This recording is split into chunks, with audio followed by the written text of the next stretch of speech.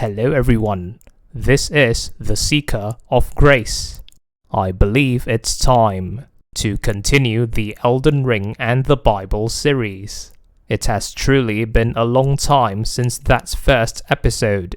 I still have yet to find a man of God for guidance, but I have found so many similarities between my story and that of the Bible, and I am so excited that I simply have to share them with you. Hopefully, this would spark your interest in the story of the Bible, the story of the Tarnished, or both. And hopefully I don't accidentally spout any heresies in the process. Well, perhaps this is where a man of God, and maybe even a lawmaster, will be able to help me as I explore this topic. And if you find this series interesting, then please click on the like and subscribe buttons. Now let's embark on this journey together, shall we?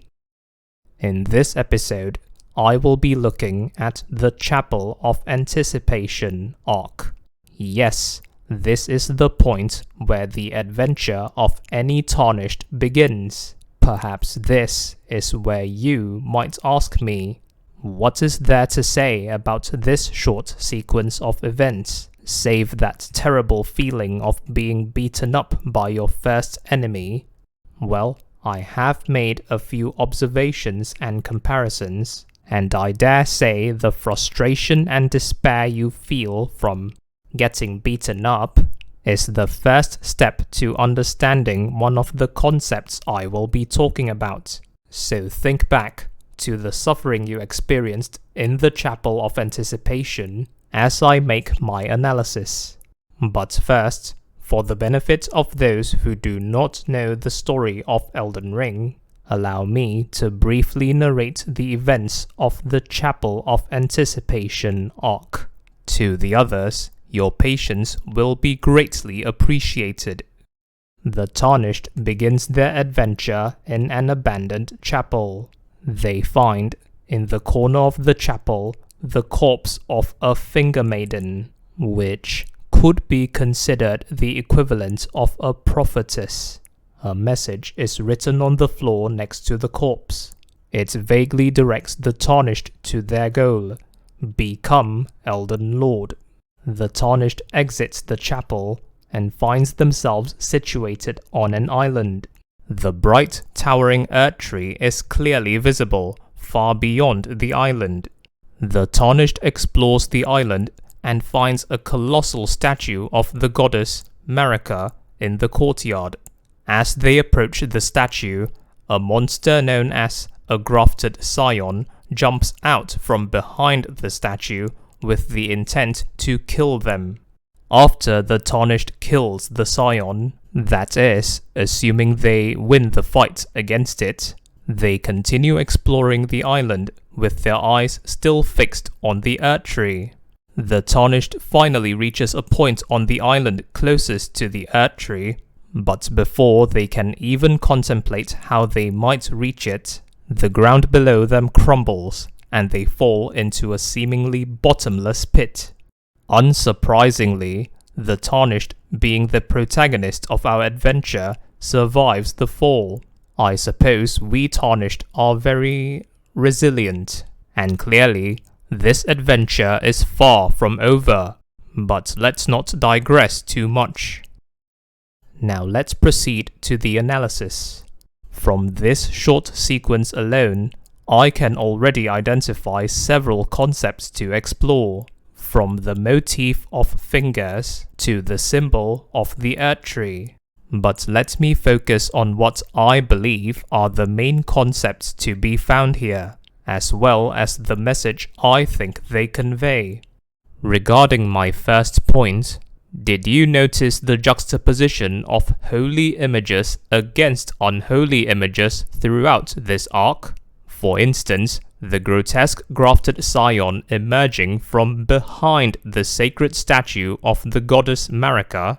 In my reading of the Christian Bible, I noticed that there are several instances where the Israelites, the chosen people of God, made every effort to perform all the rituals, but neglected to obey the will of God. In other words, they were practicing a form of their religion without its essence. The Chapel of Anticipation arc also explores this concept, though it does so in a more symbolic way. Holy on the outside, but filthy on the inside.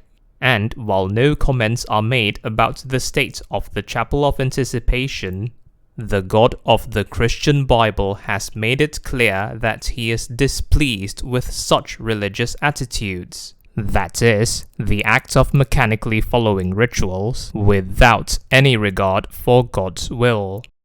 As for my second point, do you still recall your experience in the Chapel of Anticipation? All that frustration and despair as you find yourself getting beaten up by a boss before you even learned how to fight. How much worse we, the Tarnished, must have felt. We are given a mission to become Elden Lord, only to lose our first battle, or worse than that, be forced to throw ourselves off a cliff after our first victory. And all this time, the Erdtree is in our sight, but we can never reach it.